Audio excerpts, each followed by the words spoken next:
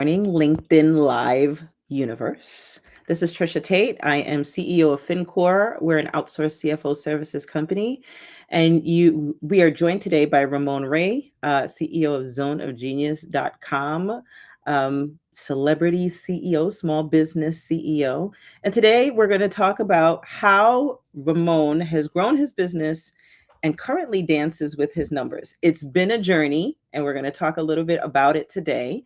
But I just want to give you some background as to why I started this series in the first place. So, Dancing with Number in real life initially was an attempt to bring my book, Dancing with Numbers, Grow a Financially Healthy Business and Choreograph Your Life, to life.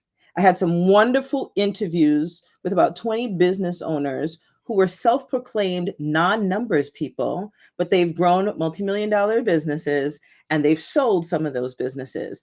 And those stories were so interesting that I wanted to bring it to a live audience to normalize conversations around numbers. It tends to be a sticky subject.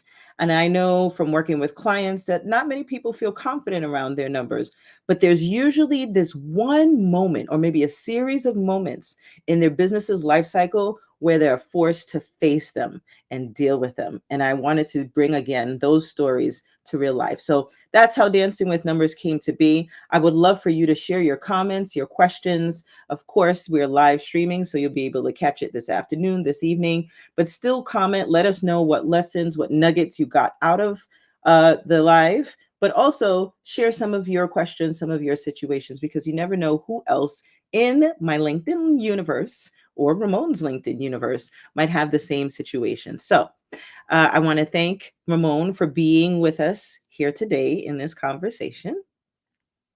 You're welcome. It's great to be here. Thank you, Tricia, for having me. Excited to dance with you on numbers. So as I said, Ramon is a celebrity small business CEO. If you haven't seen him on stage, you're missing out. Like, what are you waiting for? He's big personality, but really breaks down big things into digestible bits. I love his charisma, his energy. He's had multiple businesses, but zoneofgenius.com is where he's taking his business now. And so it's a man that needs no introduction, but I would like him to take a couple seconds and introduce himself. Hey, Tricia, thanks for having me. It's good to be here. And hey, Dancing with the Numbers audience, FinCore audience, good to have you here. You're definitely, people say, you're in good hands with Allstate. I would say you're in good hands with Tricia. So, indeed. So, thanks for having me here, Tricia. Appreciate it very much and all that you provide to the world. But a little bit about me, sure. Today, I'm definitely the publisher of zoneofgenius.com, a publication helping small businesses grow. We cover finance, marketing, sales, mindset, leadership, hiring, and more at zoneofgenius.com. Also, founder of celebrityceo.com, which is an agency helping business owners build their personal brands. That's who I am today. The journey there has been working full-time at the United Nations for some years before I was fired or my contract was not renewed while there. Learned a number of things, and I can go into depth on that if you like, but worked at the United Nations until I was not. And that birthed into me. I learned it while I was there, but it accelerated the growth of Ramon being a motivational keynote speaker. People asking me, Ramon, I can remember my first ask, Ramon, we saw you here. How much would it cost to have you do X? Ooh, you pay people to speak? And that was my journey of paid speaking. And then the aspect of me being in the content world, similar journey. Hey, Ramon, could you write an article for us, write a blog post for us? We have a budget of this, and realizing that the world of monetizing that, kind of like Tricia's probably, hey, Tricia, I'm losing money. Could you help me? I'll give you 10,000 for it. She's like, well, wait a minute here now. So I'm sure her journey was different, but that's who I am, Tricia Taitt. Good to have you here. Thank you for having me on your show.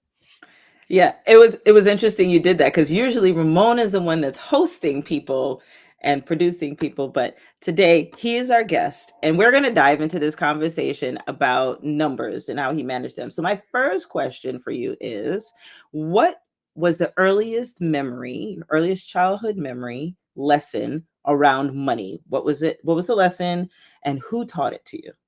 I'm not sure what I said in the book, but I will say what it is in this moment. Is that I recall asking my father, who's died, 25 years ago, asking my father for some money. And I believe he went to recycle some cans so I could have money to buy a cookie or an apple. I wasn't born in 1910, people. Calm down. But still, that's what I wanted, an apple or a cookie or something small at my school.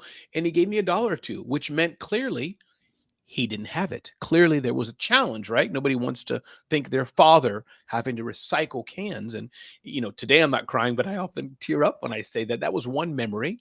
I think I can remember another memory of just some issues and some issues of money. And you can take this where you want, Tricia. So help. You're the money lady. So another Yeah. thing I can think of is my friend. I'm not going to say his name in case he's listening. Of many years ago, he would always have money in his dresser. People would give him money. I often didn't have any. So I would kind of steal, but like you steal from your friend in a fun way, steal from money in his dresser in a good way, like openly steal, like, dude, Right. I took $2 to get chicken wings in Brooklyn. Ramon, stop getting What? my change. So that's number two. And then three, the third thing I could think of is that now I'm saying this in retrospect, Mm-hmm. even my own middle class upbringing, even me, my wife today, how she sees money, put money in envelopes, save it, work hard, but not the wealth building side, not getting the return on money. So I know I'm mixing a Mm. few things, but I know you can help me unpack what I'm trying to say. No, that is great. Not learning about the return on money, I could see that as a lesson maybe you carry through to into your business, into being a business owner. But out of those three examples, these are great examples. Thank you very much for sharing. What are the some of the like lessons that you got from seeing those three different scenarios? Yeah, I think the biggest lesson I can learn, one takeaway to today, and I'm learning this more and more, even still learning this, Tricia, and I could do better at this. Mm-hmm. Taking money, using it as a vehicle to build wealth.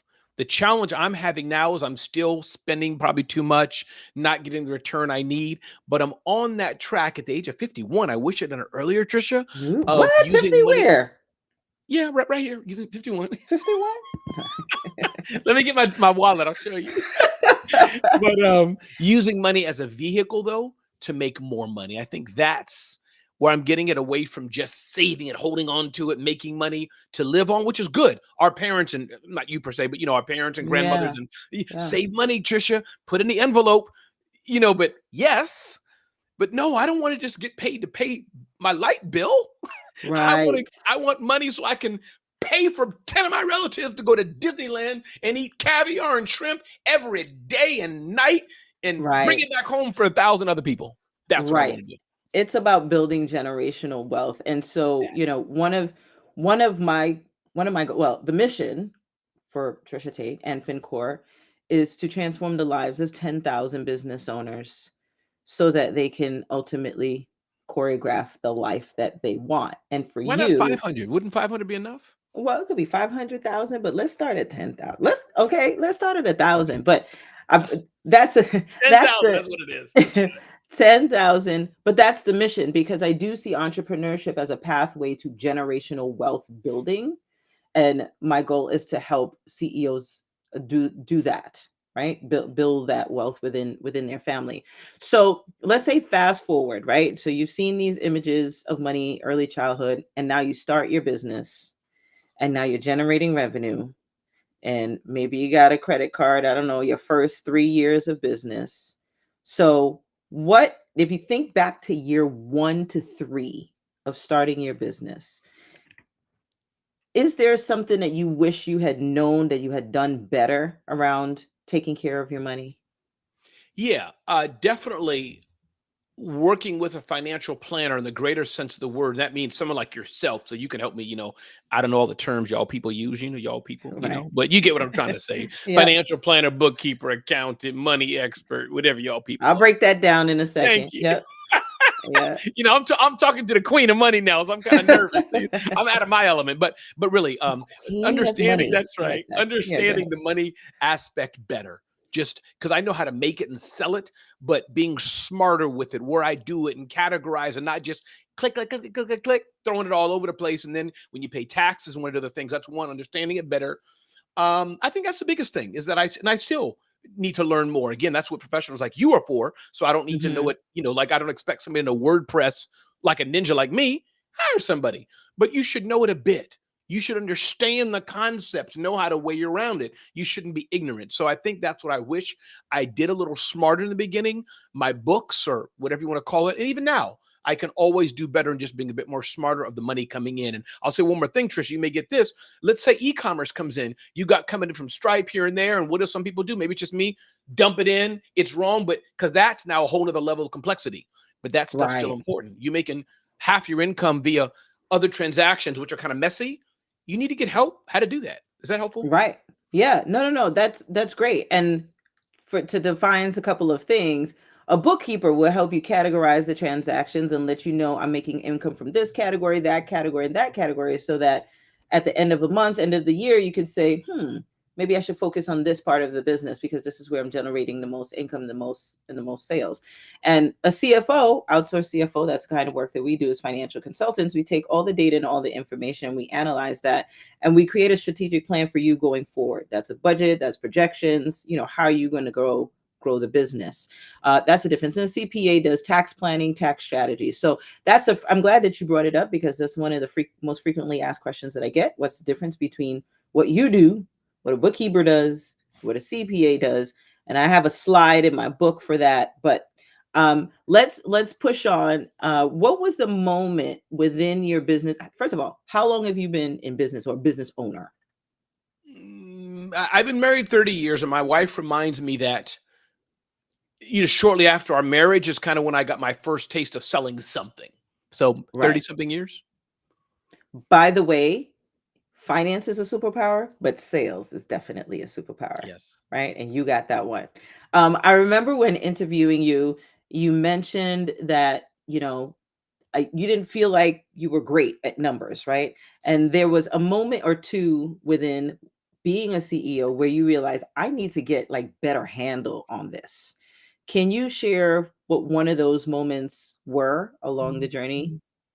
Yeah, I think it comes back to, and again, usually I'm the domain expert in something. So here, when I stumble, Tricia, you're going to have to help me out and say the right words. I can't even spell P&L statement. I That's don't all know if it's right. the L comes first or the P comes first. I can't even spell that. So I think the moment, Tricia, is just being frustrated at screwing up IRS payments, tax payments, Mm, frustrated at you wondering, okay, I sold a business for about $500,000. right. Why months later, short time later, do I still feel like I'm poor? Something went Mm, wrong. So those are two things that again, I could talk longer about it, but again, this is a teaching moment for both, right? So you can unpack me, yes. reverse engineer what I'm trying Yeah. to say, because I don't even know what I'm trying to say, but I can remember how I felt, Hmm. and I'm like, something's not right. So what's interesting there? So a client of mine was like, we reached a $500,000 sales revenue milestone, and it Right. felt good to them because $500,000 conceptually, for some of us who grew up a certain way, $500,000 is like, oh my God, I Well, won the especially when lottery. there's only 1 or 2 people there. I'm sorry to cut you off, but meaning there's not probably like they didn't have 100 people because that's small, but Right. probably a girl and a cat. 500,000 is a lot of money, but That's something went right. wrong. Something That's happened. Go ahead. That's Yeah. right. So in your scope and in your world and in your mindset, you're like, I'm getting 500,000 because I sold it for this. But there are other people that need to be paid, including Uncle Sam.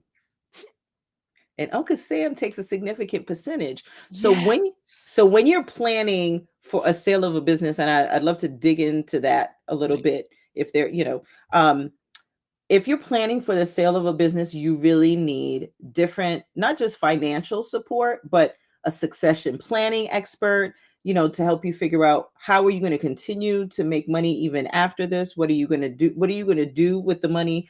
How much you're going to go for? You need a CFO or a financial consultant to help you do due diligence and also help you figure out, find the valuation expert. That's another person that will help you figure out how much your business is really worth Mm, beyond just what the books say. So you need a couple different people to help you assess and to support you through sale of a business or just exit of a business. Um, can you talk to me, because you said you sold businesses what, three times? Was it three times? Three different times.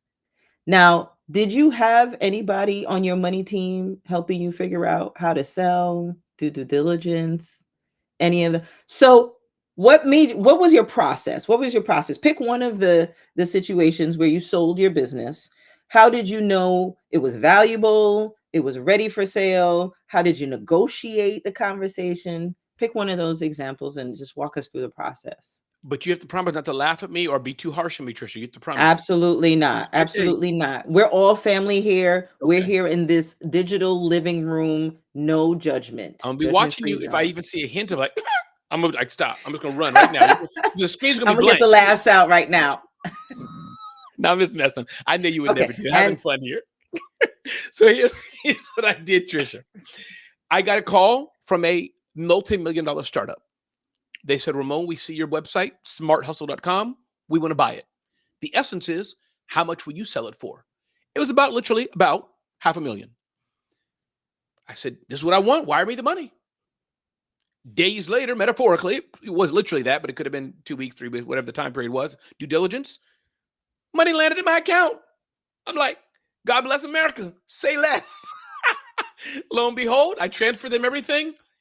And here we are today. So you asked a few questions. How did I know what it's worth? I didn't. I mean, I had some guesses. I knew it wasn't BuzzFeed because this is my world, right? Traffic. I studied traffic, BuzzFeed, Huffington Post, and all that. That's what I studied. So I knew my right. numbers weren't that, but I knew I made an offer. And part of the lesson learned right with money is that there's some things that say your glasses are my glasses. Take your glasses, Tricia. Yeah. Okay. Is it worth $50 for your glasses? Maybe. But maybe you'll say, well, Martin Luther King wore them. Now it becomes worth 10 million. I mean, so money is, money's what it is. So I made an offer. They thought it was worth it. And they paid me. And I was happy. They were happy. So that's the essence of it. Feel free to ask other questions if that's helpful. But that's Wow. Why $500,000? What does that stem from? well, two things I thought was worth it. I think the domain was worth it. Was worth one part of it. The thousands and thousands of articles in there was worth it. I'm hot stuff. I'm saying in a humble way, but you asked me what I thought for Right. them, and they had a lot of money. So if Right. Becky down the block in the lemonade stand was buying it, she'd be like, boy, I'll give you maybe 1,000 for this. Maybe. Was there ever like, if you think about it now, was there Uh-huh. ever a moment in your life where you were just like, if I could just have $500,000, I'd feel set? Absolutely. Before I got fired from the United Nations. Yes. Wow. So what's interesting is our mindset also leads our behavior Right. in terms of managing money, because the fact that they dropped that money in your account in days, you could have said $1,000,000. Well, they made a good point, maybe. Well, we did have negotiations though, so I had to bring them Oh, there. good. But Okay. thank you. So yeah, it wouldn't have been. But I get your point. It was a fair rate. They wouldn't have gone like I Yes. missed out 10 million. I believe what I gave was a fair rate for what I had. The assets. I think Well, in fact I got a premium. so like, congratulations, Thank you. right? You sold it, you sold multiple times. Mhm, You decided what your worth was, mhm, right? You negotiated it for yourself and you got it in a matter of days. mhm, I love that. So now you move into zone of genius. Oh, actually, I want to go back to another thing. You do a lot of speaking engagements and conferences and things like that. That must mhm. be really expensive. For me or for the client? For you and the client. Not expensive for me. for you and well, you know what? Because when I hear about event planning or conferences, I hear that there's so many moving pieces. At the end of the day, when you resolve all of the Oh, you mean the monies, events I'm hosting? The events I'm yes, Oh, okay. yes. I would think you meant if I'm speaking on somebody else's stage. Sorry, The no, events no, no. Oh, yes. Events Events, are very expensive. Yes. The events at the highest level, like I think you were my last one, right? very expensive for sure. Yes. Very expensive. So for those who are kind of in your business, Mhm. production of a huge event, that sort of thing, what are some financial things that people should think about, consider when they're planning for big events, conferences, summits, that sort of thing? Sure. When you're just starting out, if you want to do it the Ramon way, you need 3 sponsors that I always have for my events. 3 sponsors. 1, American Express. They're my chief sponsor. You know where I'm going, Tricia. Number 2, as my uncle Vinny. Full name we call him Visa, but like in the family we call him Vinny. And then we got Auntie MM. Her full name is MasterCard.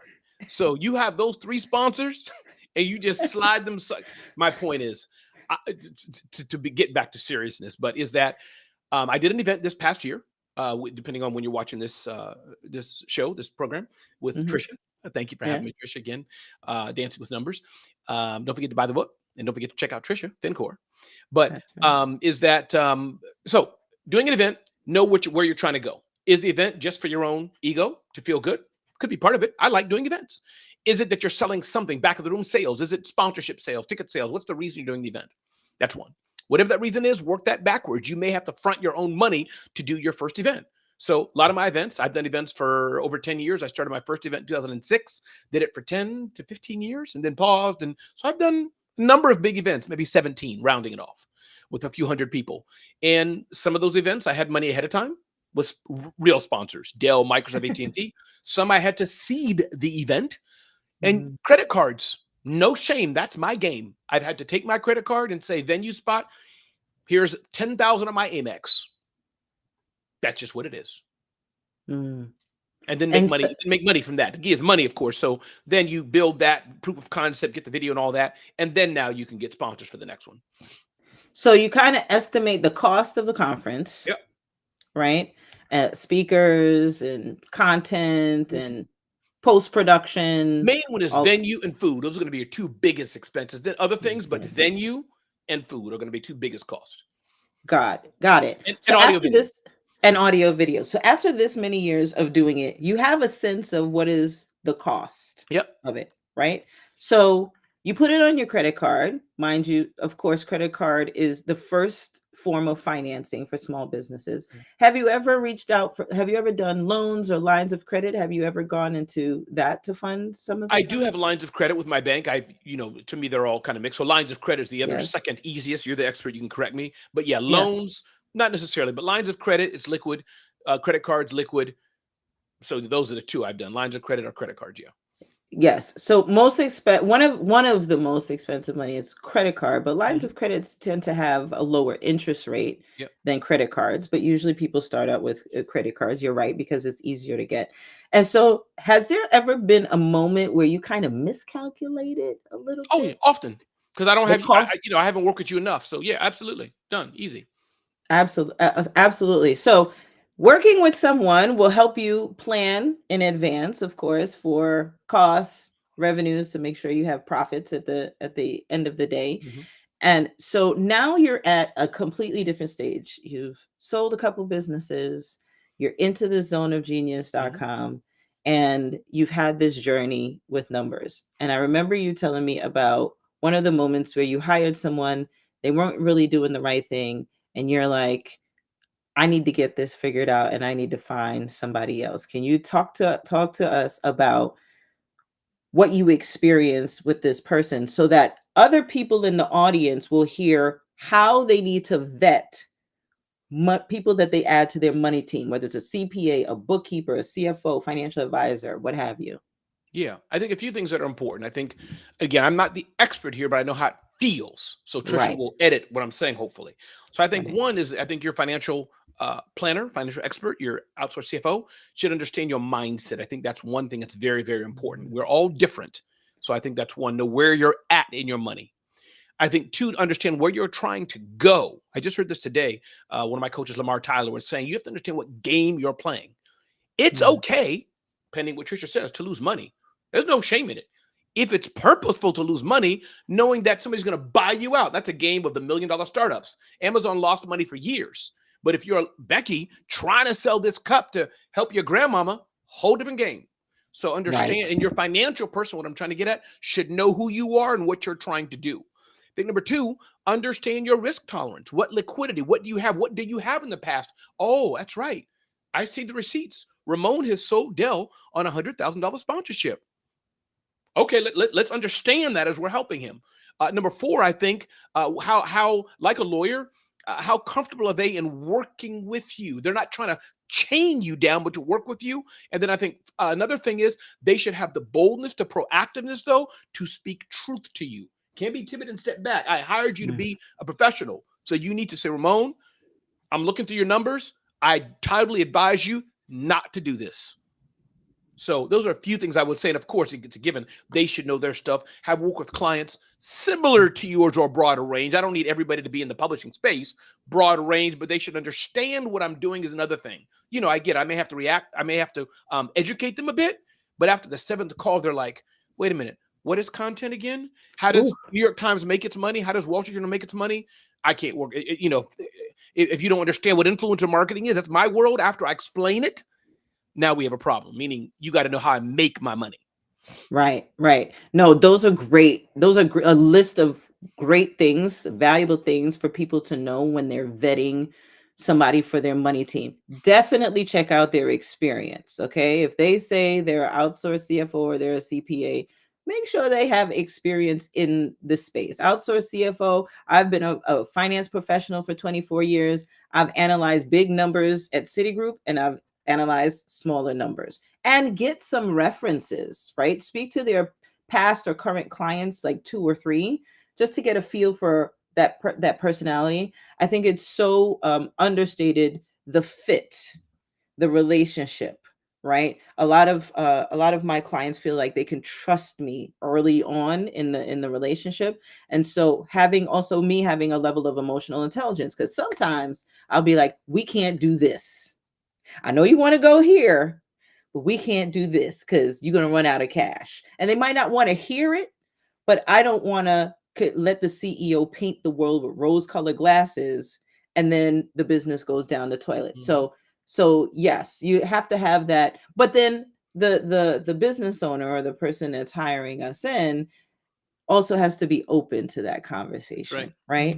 And then you mentioned knowing where the person wants to go and the strategy, like what is their mindset. So Amazon losing money for years. Let's break that down a little bit from a financial standpoint. A lot of hyper growth businesses that are venture capital backed, so they're getting not private equity money, and that's a whole nother conversations, but usually venture capitalists invest in hyper growth businesses that start out pre-revenue, no revenue, all the way to what, multi-million dollars, because they probably have some disruptive technology, or there's something very new about the market, and it's a concept that can take off, has a potential to take off. Now, in a certain business, a tech or healthcare or med tech business, it's probably normal for the business not to be profitable for a number of years, right? While it's growing, while the concept is growing, while it's becoming an Amazon before it starts to eat up all these other companies that bring it value. Now, profit is different from cash flow. Every business needs cash. And I'm sure Amazon's investors were watching Amazon cash burn rate, even if it wasn't profitable. And profit is revenue minus expenses is profit. But cash, what comes into and out of the bank account, I am sure their investors and their CFO or whoever was on their money team was watching their cash burn rate. And that's how much cash are you going through on a monthly basis. No matter what size of business, what stage of business, you can have a $10,000, $100,000 business or $100 million business. Cash is king or queen. Cash and managing a cash burn rate is super critical. So there are I think 3 main ways of determining the health of a business. To your point, sometimes it's okay to not be profitable for a series of years, because profits are coming in abundance later on, and usually that's the hyper growth businesses. But for many small businesses, profit is important. And profit is important because you leverage profit in order to reinvest in the business, hire employees, be able to afford to invest in scaling the business, that sort of thing. So I just wanted to clarify that, because it's important for whoever's on your money team to know what your strategy is. If you have a CPA, they should be having tax planning conversations. And I know most business owners want to like pay Uncle Sam as little as possible, so they try to make their profits as small as possible. But then when you go for a loan, or if you want to go for a mortgage to buy a house, and that's your only source of income, you can't show a little bit of profits. You need to show significant significant profit. So anyway, I just went down a long diatribe, but I just wanted to, It's good. educate the audience a little bit, because this conversation is about your journey, the journey of those who I'm having on this conversation, but also a bit about education. So now, Ramon, in the beginning of your business, you consider yourself a non-numbers person. Like, you're like, I'm a salesperson, I don't know this numbers thing, but you've done well for yourself negotiating on your behalf. Now we're at this place. Would you say that you dance with your numbers? And if you do, how would you describe this dance? Well, see, I'm on a show called Dancing with Numbers, so I guess I'm supposed to say yes. I don't want to mess the show up, Tricia. No, you let can me say otherwise. let me put it this way. I think I am smarter at understanding the dance with numbers, but in full disclosure, I still will rely on professionals to help as I grow, if that makes sense, because my lane is edutainment. I'm the best there is. I'm the Mm, best there is to host an event, MC event. That's my gift that God's given me. I'll own it and crush it, destroy it. I'm saying that you get what I'm trying to get at, right? But the numbers, there's people that's just like people like Tricia.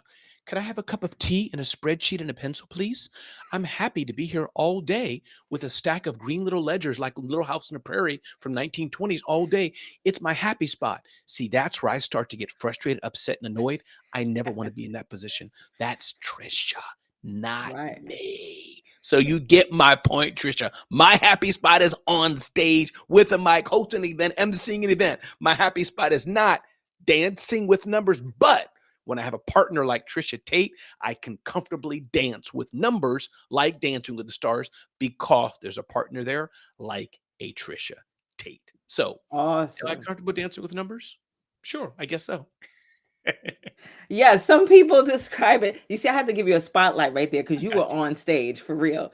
Some people think of it like uh it's a tango. Some people are like, oh, I'm on the sidelines watching everybody else. That's my dance. My dance Right, is like the two step. And some right. people are like, it's a salsa, you Yes. know. So I love to ask that question. Is there anything else for those who are new in business? Anything that any last nugget that you would like to share, resource that you've used, tool you've used, website you've used to help you on your journey of understanding and being comfortable with financials and numbers? Sure. I think a few things. One, and Trisha, I'm guessing would say this as well. There's so many free resources. All of you should do. Score others just to understand the basics. You should do that. Don't pay Trisha nothing. Just educate yourself. Understand the basics. Profit and loss, balance sheet. There's so many resources out there. That's one. So I'm talking about those who are just starting out. That's one. Number two, understand your mindset with money. And that's whether it's Trisha or her colleagues, she can point you to really understand mindset with money. Yes, you should be profitable, you should make money, but as you're growing, those of you who wish to get a business, have two or three, virtual or in-person team members, building $1 million, $2 million business so you can build generational wealth, you're going to have to do some things differently than just, ooh, I'm holding on, got to make 30,000 this year. You will not be where you want to be if you're trying to be generational. So that's number two. That's number two, change your mindset. And then the third number thing is work with somebody like Tricia who can help you on that journey and meet you where you're at to take where you want to be. And I'll repeat that. One, understand the basics. Just take some free classes. Chat GPT it to get the basics. Read the books. Don't need Tricia for that. Number two, now start to approach Tricia for your mindset issues. And then number three, now work with somebody like Tricia, those she can recommend as you're growing it to position your business for growth. But if you're determined you want to stay small and you're just trying to, I have a t-shirt company, I got to sell it as cheap as I can to help people. Now you got some issues that Tricia can talk to you with offline, which need to be dealt with. Because my hope is that you grow a profitable business, making a lot of money to make the world a better place and change the world. And most of us can only do that, at least with some help, with somebody like Tricia Taitt, who can help you dance with numbers. I love that. Thank you very much. So I'm gonna piggyback on that. Please. The first one, the education. Yes, I don't know how many times I could pick a function that's not my favorite, Mhm. but I can go to 10 different workshops on, let's say, tech, Sure. techie stuff. And that 11th workshop, all of a sudden, some ping, That's right. I get it, right? It takes a number of times to Mm. hear things differently from different people sometimes before you can get something, a nugget, something that you can apply and hold on to. So I totally agree with that. You mentioned SCORE, which is an organization that's under the Small Business Administration, which has executive um, former executives, Mm. coaches, and consultants that can help small businesses. There's SBDC, Small Business Development Mhm. Corporation. There's a lot of other resources for small businesses where you can get free advice, mentoring, support, workshops, trainings. You can also buy my book on Amazon. That's right. Dancing with Numbers, Grow a Financially Healthy Business and Choreograph Your Life. And for those of you who take long trips, yeah, we need to get you one on your shelf. Oh, I have one. It's somewhere here. I'm just trying to. Okay. It's in the moment. Everybody who I interviewed, I think I sent one too. But anyway, for those of you who take long trips, long rides, it's on Audible as well. There's a lot of nuggets within there, including Ramon's story within there. And then when you to your point, when you get to a certain size within your business and you have employees and you have multiple things, we can't wear all the hats That's right. forever because then you're not building. I remember going to one of your conferences. I forget who it was. The marketing guru guy, bald head, black Mm. glasses. Oh, What's his name? second, Seth Godin. Seth Godin. Seth Mhm, Godin. mhm. Got it. Early on in my business, Seth goes, how many freelancers are in the audience? Not many people raise their hand. How many business owners are in the audience? Entrepreneurs are in the audience. A bunch of people raise their hand. And he said, if you are the only person running your business, you are a freelancer. You are not a business owner. Woo. I was like, what do you mean? I run a business. A business functions without you. So, for many of us, we are maybe freelancers, but if you're starting with a team, you're building a team and you're building a business, now you need to outsource some things. And even though you need to know about 20% of a particular subject matter, you can outsource 80% of it. I remember a business consultant telling me that even if you outsource the numbers to somebody, or I want even sales to somebody else, you need to really understand 20% of it. So don't relinquish everything That's right. to everybody on a financial team and then lose control of what's going on in your Right. business. And Tricia, let me just Absolutely. say, I just want to answer the same thing I would say about you again, just so people understand it. Tricia has self-proclaimed said, "I'm not the techie, I'm not the marketer," meaning she is, but you get to the point I'm making. She'll Right. rock finances, done. Say Right. less. I will crush anybody. But she'll say, "I'm not going to tell you I know RSS feed and SEO integration," but she knows what they mean. She understands what to do. Now she can maybe dab a little bit herself 3 a.m. in the morning with a bottle of soda. She wants to do it, but she can outsource and say, "Here's where I want to go. I get the high level concept. I heard Ramon. I need some video here, there, and there. Do it for me, get it done." Because they can do it faster and better. So this is what we're talking about, running a business in the same way. Tricia's the expert in finances. I know about it. I got the concept. But as I Mhm. grow, I want to dance with my numbers, and Tricia's the dance partner. That's just it. Absolutely. And then the last one is this mindset, but super important. Now, when I was writing my book, I was like, I'm not a money mindset coach. I don't profess to be, but I have to deal with it because you're not going to learn anything. You're not going to retain anything unless your mind is open to it, Come on now. right? And so I realized that I had to dedicate a couple of the first set of chapters to talking about people's triggers. And Mm, this is why I asked the question in the very beginning about your earliest memories of money, because sometimes, unbeknownst to us, a lot of the behaviors that we carry into our business, a lot of the challenges that we face are because of some sort of traumatic or misinformation or misdirection that we got in our childhood and in our youth.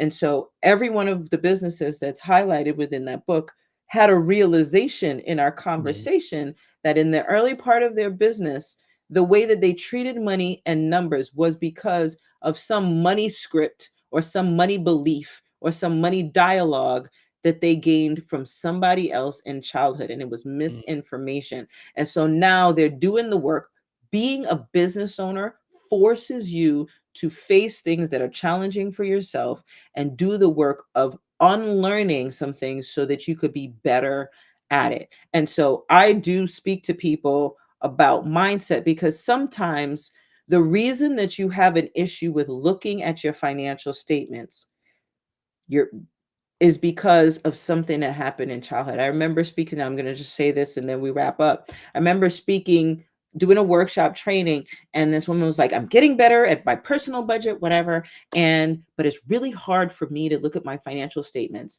I'm afraid of it, seeing the ebbs and flows. And I'm Mm, like, can you think back to a time in your childhood or in your younger life where you were afraid that money ebbed and flowed? And she spoke about her parents. And mm, to your point, her parents, and sometimes not having money, sometimes having money, sometimes having a job, not having a job, and the strain that it put on their family mhm, life. And so now for her, she was afraid to look at the ebbs and flows. And I said, now that we've made these connection points, it is your responsibility to heal that part of yourself, mm, because you know what? In business, there is going to be ebbs and flows. That's a function of business. Your reaction to it is coming from a place from when you were a child of discomfort, and you're bringing that into your business, that level of fear, and it's going to prevent you from being creative on how do I get out mm, of mm, the ebbs and flows. So talking about mindset, it's not a place that I profess to be in, but I definitely sometimes have to help business owners unravel what is keeping them stuck and what is keeping them uncomfortable. mm. And a lot of times it's stuck in childhood. So one of the things that I would love people to get out of this conversation, like I said, we're doing Dancing with Numbers in Real Life series with various business owners who went from being self-proclaimed non-numbers people to having a wonderful dance with their numbers, growing businesses, selling businesses. And the reason why we're having these conversations is to normalize this whole feeling and sentiment around numbers. So today, there's so many nuggets and information that Ramon shared, that we shared in this conversation. But I will also say, I want each of you listening to think about your earliest childhood memories around money. What were the lessons and who taught it to you? And then think about how you deal with money in your business. And I hope that there is a moment of connectivity and there's a moment of realization, and then you come to a moment of healing, right? Where you can change the money script that's going on in your head so you could do better. So I want to thank Ramon from zoneofgenius.com for being here. Next time he has an event or a conference, you connect with him on LinkedIn. You also check my LinkedIn because I'm going to post it and repost it because he's so fabulous and wonderful. And I thank you all for joining me and trusting me with your morning to sit down and have this conversation. Again, my name is Tricia Taitt. I'm CEO of FinCore. We're an outsourced CFO company. My website is fincorestrong.com. My IG handle is fincorestrong. And my book is Dancing with Numbers, Grow a Financially Healthy Business and Choreograph the Life You Want, on Audible, on Amazon, the Amazon that was not profitable for many years, but then has acquired so many businesses. But again, Ramon, thank you for being here. I Thank you so appreciate much, Tricia Tate. Thanks for leading the way. Thanks for dancing with me. I appreciate you. All right. Next time we'll have, actually, we're going to have your friend on, Joe Applebaum, Very nice. next week or in a week and a half. So stay tuned for the next LinkedIn Live series, Dancing with Numbers in Real Life. Thank you for being here.